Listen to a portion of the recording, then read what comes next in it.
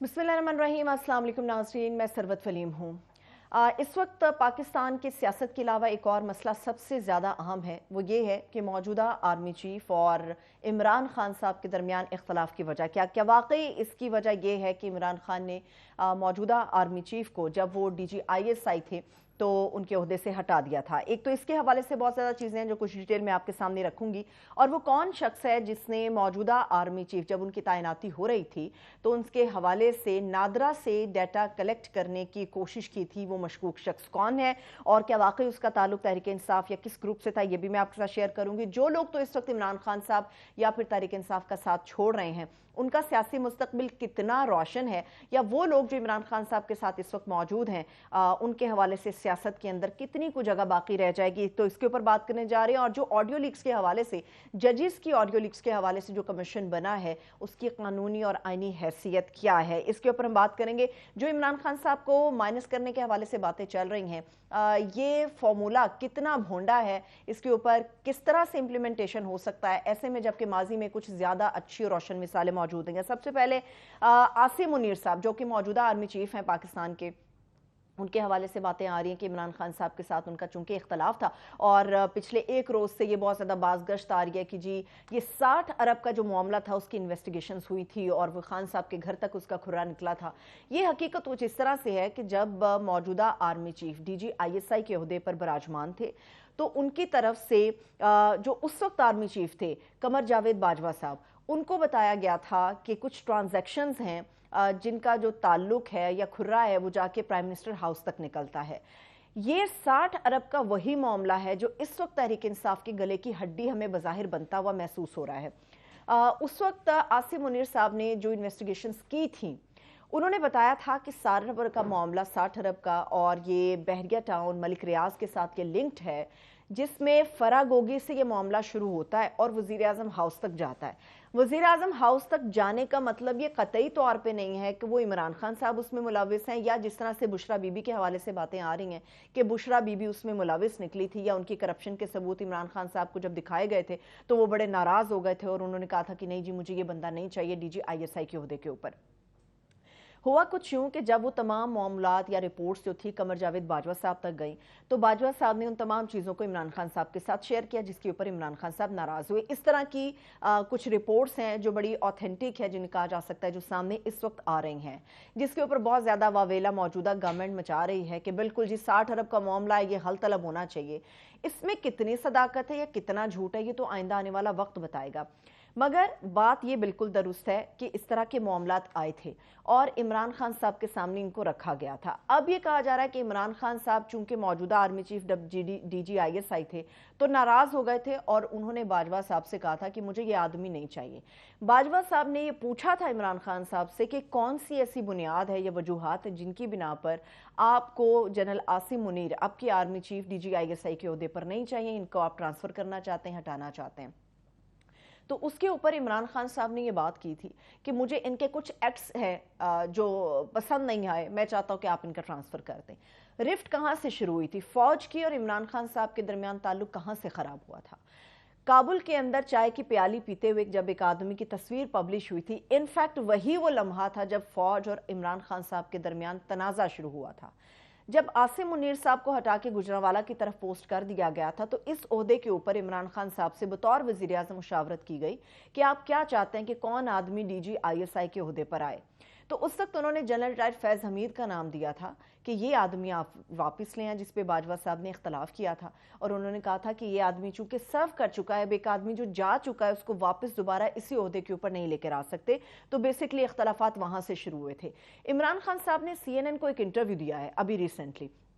और उस इंटरव्यू में इमरान खान साहब ने ये कहा है कि मैं तो आसिम मुनीर के बिल्कुल खिलाफ नहीं, जो मौजूदा आर्मी चीफ है, लेकिन नहीं जानता कि उनके पास ऐसा क्या है कि वो मुझसे नाखुश हैं या नाराज़ हैं। यही मामला है जो 60 अरब का है और जिसके ऊपर बड़ी ऑथेंटिक किस्म की इन्वेस्टिगेशन आसिम मुनीर साहब की तरफ से की गई थी, मौजूदा आर्मी चीफ की तरफ से, और वो इमरान खान साहब को नागवार गुजरी थी। اب دیکھنا یہ کہ کیا واقعی اس میں بشرا بی بی انوالو تھیں، اگر ہیں تو اس کے ثبوت پبلک ہونے چاہیے، عدالت میں جانے چاہیے، اگر نہیں ہے تو فرح گوگی اس وقت کہاں پر ہیں؟ فرح گوگی جو اس پورے معاملے میں ایکیوزڈ ہیں وہ اس وقت کہاں ہیں؟ اس کے اوپر عمران خان صاحب آخر بات کیوں نہیں کر رہے؟ یہ ایک بڑا کوشچن مارک ہے، اور اصل میں موجودہ آرمی چیف اور عمران خان صاحب کے جو درمیان تنازع ہے وہ ماضی کا یہ تنازع ہے جو آگے آ کے بہت زیادہ ایکسپینڈ ہو گیا، بہت زیادہ بڑھ گیا ہے۔ دوسری بات یہ ہے کہ آرمی چیف موجودہ جو ہیں عاصم منیر صاحب، کون ایسا مشکوک شخص ہے جس نے ان کی اور ان کے فیملی کے حوالے سے انفارمیشن حاصل کرنے کی کوشش کی ہے؟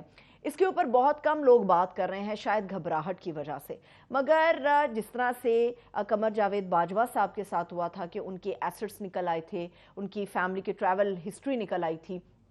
اسی طرح سے جب موجودہ آرمی چیف کو لگایا جانا تھا تو اس کے بعد ایک مشکوک شخص نادرا کے دفتر میں گیا اور کسی ہائی آفیشل آدمی سے اس نے پوچھا کہ مجھے یہ ریکارڈز چاہیے، عاصم منیر صاحب کی فیملی، ان کے ایسٹس کتنے ہیں، فیملی میں کون کون لوگ ہیں، ان کی ٹریول ہسٹری کیا ہے، یہ وہ تمام ڈوبیس قسم کی چیزیں تھیں جو پوچھنے کی کوشش کی گئی مگر وہ ڈیٹا انہیں پرووائیڈ نہیں کیا گیا۔ بالکل اسی طرح سے جس طرح سے باجوہ صاحب کا ڈیٹا باہر لیک ہوا اور اس کے اوپر ایک طوفان مچا، اب یہ بات ہے کہ موجودہ آرمی چیف عاصم منیر صاحب کی تعیناتی کے حوالے سے عمران خان صاحب کے ساتھ بھی بات ہوئی تھی، ان سے بھی پوچھا گیا تھا کہ موجودہ آرمی چیف کے حوالے سے جو نام گئے ہیں، ڈیفینیٹلی کیونکہ وہ اپوزیشن میں بیٹھے ہیں اس وقت عمران خان صاحب اور گورنمنٹ کے ساتھ باہم مشاورت کے ساتھ یہ معاملہ طے پانا تھا، تو صدر عارف الوی صاحب یہ کلیم کرتے ہیں کہ عمران خان صاحب نے کہا تھا کہ جو بھی شخص میرٹ پہ آتا ہے، یہ عارف الوی صاحب سمجھتے ہیں کہ جو بھی شخص میرٹ پہ آتا ہے عمران خان صاحب نے کہا تھا کہ آج آپ اس کو تعینات کر دیں، مگر تعینات ہونے والے موجودہ آرمی چیف اور عمران خان صاحب کے درمیان تنازع 9 مئی کا تو ہے، مگر اس سے پہلے بھی یہ تنازع تھا جو وقت جب مناسب وقت آیا تو اس وقت یہ کھل کے سامنے آ گیا۔ اب 60 ارب کا معاملہ ہے، اس میں نہ صرف کیبنٹ کے وہ تمام لوگ ہیں ان کو انوالو کیا جائے گا، بلکہ اس کے ساتھ ساتھ وہ تمام ثبوت جو کہ کلیکٹ کیے گئے تھے دستاویزی شکل میں کہ کس کے کرپشن کہاں کہاں پر ہے، وہ بھی ساری چیزیں سامنے آئیں گی۔ آڈیو لیکس کے حوالے سے جو ججز کی آڈیو لیکس ہیں اس کے اوپر کمیشن تو بن گیا ہے، مگر یہ کمیشن بنتے ہی متنازع ہو گیا ہے۔ اس کی وجہ یہ ہے کہ موجودہ جو گورنمنٹ ہے ٹی او آرز ان کی طرف سے گئے، ٹی او آرز کبھی بھی موجودہ گورنمنٹ اپنی طرف سے تمام کے تمام نہیں دے سکتی، پھر آئین کی گولڈن جوبلی ہوتی ہے، اسمبلی فلور کے اوپر ہمیں معزز جج قاضی فائز عیسیٰ صاحب نظر آتے ہیں اور کوئی دوسرا جج ہمیں وہاں پر نظر نہیں آتا۔ اب یہ کمیشن بنتا ہے تو اس میں قاضی فائز عیسیٰ صاحب شامل ہیں اور chief justice of Pakistan Amrita Bandial صاحب کی مشاورت کے بغیر اس کمیشن کو بنایا گیا ہے۔ یہ ایک پریکٹس رہی ہے، ایک روایت رہی ہے کہ کبھی بھی اس طرح سے کمیشن قائم نہیں کیا جا سکتا، موجودہ چیف جسٹس کی مشاورت سے ہی ہمیشہ کمیشن بنتا ہے اور یہ مشاورت کے بنا کمیشن بنا ہے۔ آیا اس کے اوپر چیف جسٹس امرتا بندیال صاحب کو سخت قسم کا ایکشن لیتے ہیں یا نہیں لیتے؟ اور سیکنڈلی یہ کہ امرتا بندیال صاحب کے بعد جو اگلے چیف جسٹس بننے جا رہے ہیں وہ قاضی فائز عیسیٰ صاحب ہیں، ان کے چیف جسٹس سے بننے سے پہلے ہی انہیں کنٹروورشل بنانے کی کوشش کی جا رہی ہے، ایک تو یہ سب سے بڑا پوائنٹ ہے۔ دوسری یہ بات ہے کہ جو ٹی او آرز گورنمنٹ کی طرف سے دیے گئے ہیں، سب کو انتظار تھا کہ آڈیو لیکس تو سب لوگوں کے سامنے آ رہی ہیں، مگر ان کو لیک کون کر رہا ہے؟ جو ٹی او آرز دیے گئے ہیں ان میں اس قسم کی کوئی شک شامل نہیں ہے کہ ان کو لیک کون کر رہا ہے، کون اس کی ٹیپنگ کر رہا ہے۔ اصل میں نقطۂ آغاز یہاں سے ہونا چاہیے تھا تاکہ دودھ کا دودھ اور پانی کا پانی ہو جاتا۔ تحریک انصاف میں عمران خان صاحب بڑی زیادہ مشکل میں نظر آ رہے ہیں۔ جو چیزیں سامنے آ رہی ہیں وہ یہ ہیں کہ ان کے بہت سارے ساتھی ہیں جن کو میں اکثر فصلی بٹیرے کہتی ہوں، جو ایک بنیرے سے دوسرے بنیرے کی طرف اڑ جاتے ہیں، تو یہ بھی موجودہ حالات کے اندر ایک لائن لگی ہوئی ہے کہ تحریک انصاف کے جو پرانے لوگ تھے یا جو کھلاڑی خان صاحب کے ساتھ تھے وہ ان کا ساتھ چھوڑ کر جا رہے ہیں۔ اسد عمر صاحب کے حوالے سے کوئی خبر نہیں ہے، قریشی صاحب کے حوالے سے کوئی خبر نہیں ہے، فواد چودھری صاحب جتنے گرجتے چمکتے ہیں وہ بھی آج کل بڑے ہمیں خاموش نظر آتے ہیں۔